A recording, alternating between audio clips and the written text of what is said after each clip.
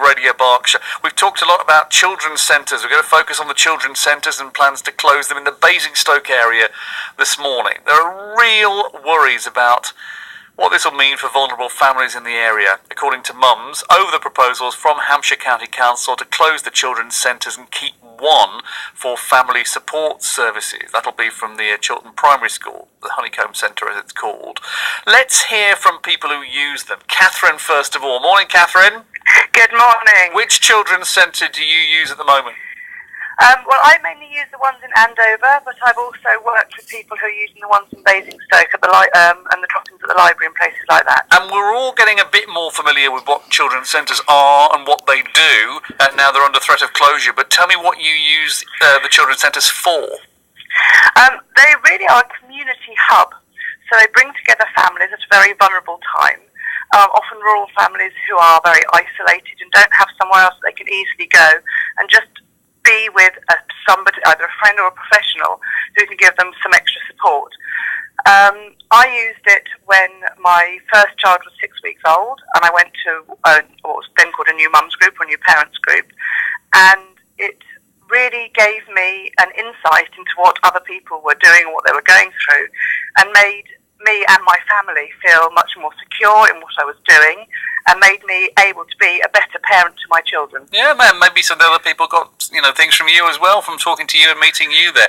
We're talking about lily pads at Chinham Library, Courtyard at the Litchpit Community Centre, Pebbles in Popley, Octopus in Oakridge, Badgers at the Bishop's Green Community Centre, Home Tree in Tadley, West Side, Buttercups at Manor Bunnies at Hatchwarren, and Snowdrops in Overton. They've all got nice names, haven't they?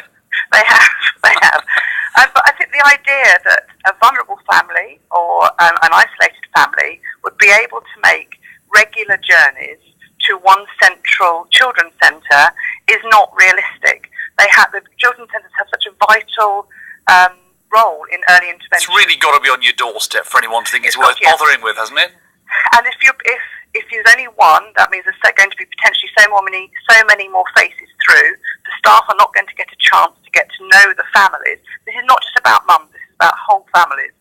And it's also about supporting parents with things like better nutrition, how to cook better for your children, breastfeeding, health visitor visits. When you know they're under threat everywhere, these children's centres, or in many places anyway, not only around Basingstoke but in West Berkshire and Oxfordshire, do you think you've got a hope?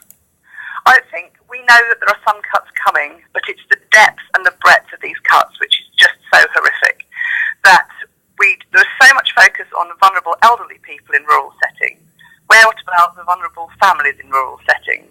They've done so much work about early intervention, about catching things before they become a problem, and it means things like safeguarding. We are running a huge safeguarding risk if families are not being seen regularly by anybody. If this stops a mum who is in a vulnerable situation, or a dad in a vulnerable situation, or a child who is not thriving, if it stops them going and actually seeing a professional, then we're talking about safeguarding issues, and that should be the highest priority of any council.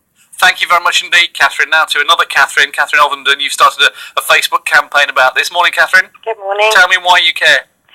Oh, I really care because my local centre really, really helped me when I was very desperate with postnatal depression after I had my second daughter. And without them, I don't know quite where I'd be. So I've fought in 2011 and I'll fight this year and I'll fight every year I try and close them. Right, and when you know that they are closing all over the place, do you feel that you have any power? Do you feel you can do anything about it? Yeah, we have got power. We joined together in 2011 and it was mums and dads and grandparents from all across Hampshire.